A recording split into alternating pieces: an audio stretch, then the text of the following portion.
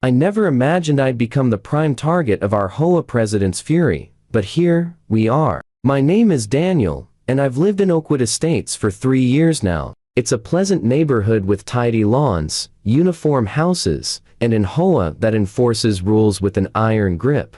And that iron grip belongs to Karen Wilkins, mid-50s, sporting the classic, "Can I speak to your manager?" haircut, and wearing a permanent expression of disapproval etched across her face. When I first moved in, I genuinely tried to stay under the radar. I read the HOA handbook cover to cover, planted only the flowers on the approved list, and painted my mailbox the exact shade of Oakwood beige the guidelines demanded. But none of that seemed to satisfy Karen. She had a unique gift for identifying violations that didn't exist anywhere in the rulebook. It started small. A notice about my garbage can being visible from the street for 20 minutes too long on collection day. A warning that my grass dared to grow a quarter-inch above the regulation height. Annoying, sure, but manageable. Then things took a bizarre turn last week. I came home from work and immediately sensed something off about my house. At first, I couldn't pinpoint what had changed. Then it hit me. My house numbers were different. Instead of the sleek, modern 518 I had installed when I moved in, there was now a set of dull brass numbers reading 8155. Someone had completely rearranged and replaced my address numbers. I stood there, baffled. Who would do this? And more importantly, why? I didn't have to wonder long. As I inspected the mismatched numbers, I heard the unmistakable sound of Karen clearing her throat behind me. I turned to find her standing on my lawn, arms crossed, wearing that smug smile she always wore when she believed she'd caught someone breaking a rule.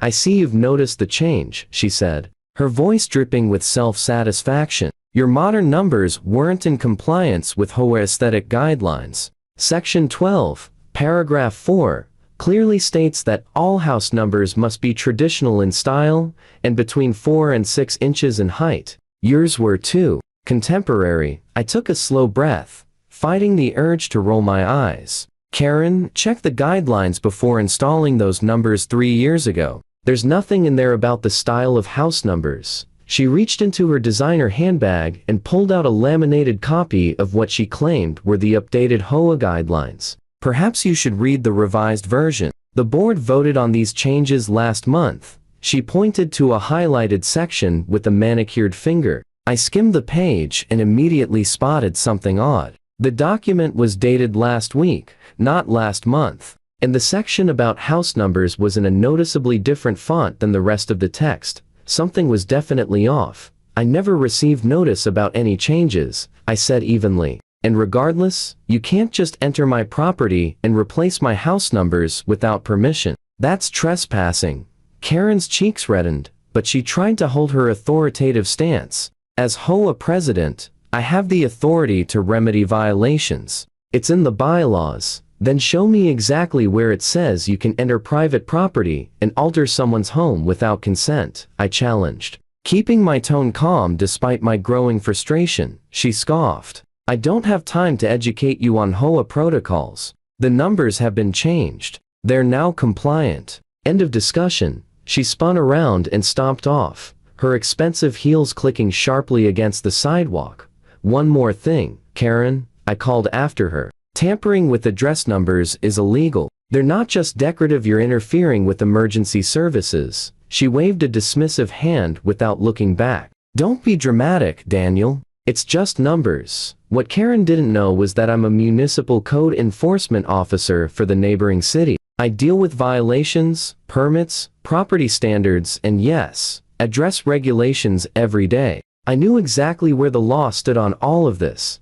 After she left, I pulled up the real HOA guidelines on my computer. As expected, there was zero mention of traditional number styles. The only requirement was that numbers be visible from the street and at least 4 inches tall. Karen had manufactured the violation and created a fake, hastily edited document to back herself up.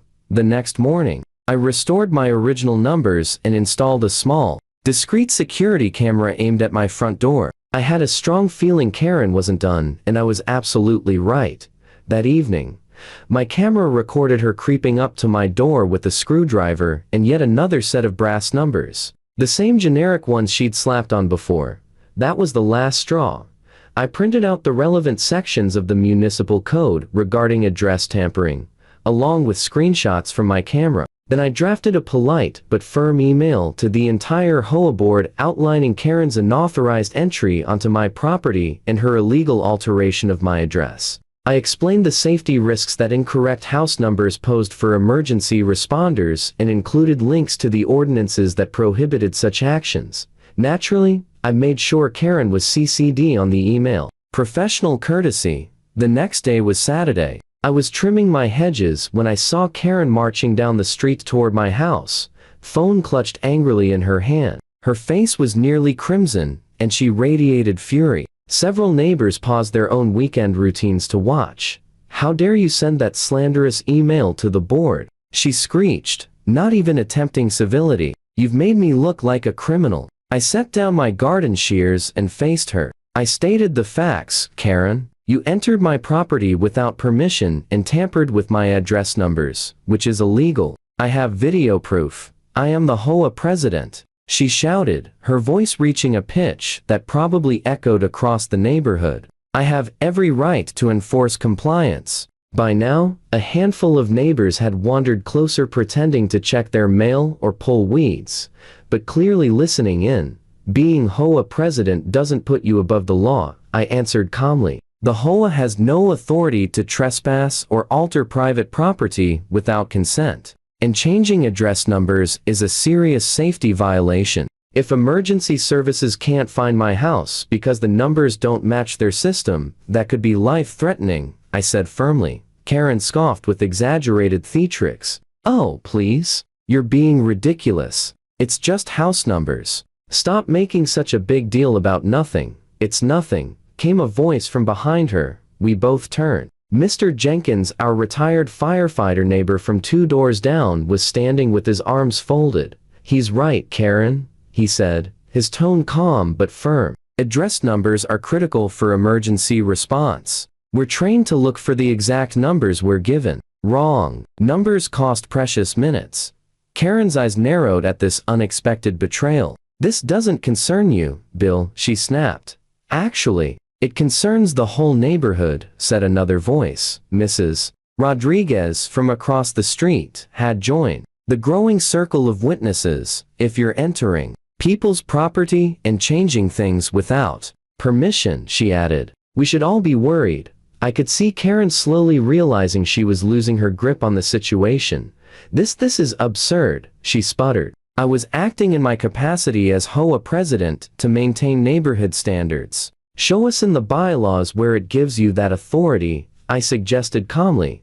Karen opened her mouth, closed it, then abruptly switched tactics. "The board will hear about this," she snapped. "This kind of insubordination is unacceptable. Daniel is clearly trying to undermine HOA authority and turn neighbors against each other." Just then, a car pulled up to the curb. Out stepped Ted Mitchell, the HOA vice president.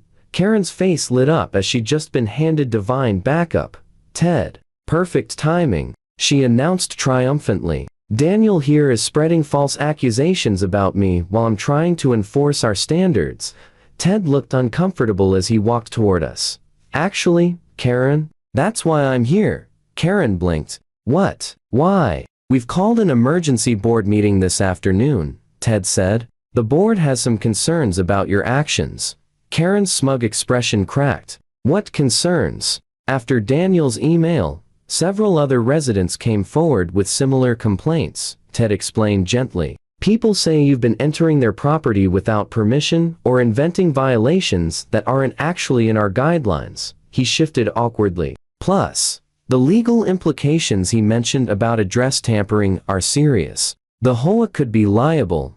"This is ridiculous," Karen shrieked, her voice reaching a new pitch. "I've devoted 3 years to maintaining standards in this neighborhood. You can't possibly be taking his side." "It's not about sides," Ted said patiently. "It's about proper procedures and staying within our legal authority." But Karen wasn't having it. She jabbed a finger at me like she was casting a spell. "He's making a mountain out of a molehill. It's just house numbers." "Actually," I said, pulling out my phone, I filed a police report this morning. Tampering with address identifiers is a misdemeanor in this county. The officer seemed very interested in my security footage. As if the universe had impeccable comedic timing, a police cruiser slowly turned onto our street at that exact moment.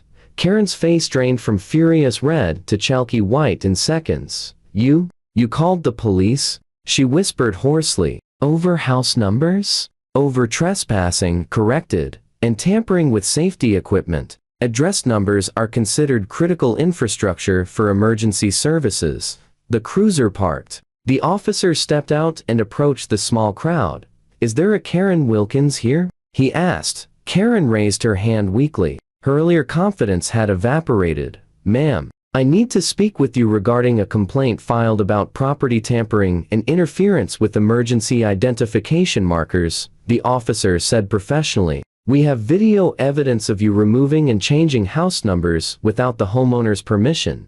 "I'm the HOA president," she stammered. "I was just enforcing our standards." The officer nodded politely. "I understand, ma'am, but the HOA authority does not extend to altering address identifiers. That's regulated by the municipal code. I'll need you to come to the station to answer some questions." Watching her face as reality hit her was almost worth the entire ordeal. She stood frozen, her mouth opening and closing like a fish struggling for air, as the officer calmly explained that she was facing a misdemeanor charge, a fine of up to $1,000, and potential civil liability if her actions had caused any emergency response delays. But I was just trying to maintain neighborhood standards," she whispered, her voice cracking, as the officer gently guided her toward the cruiser.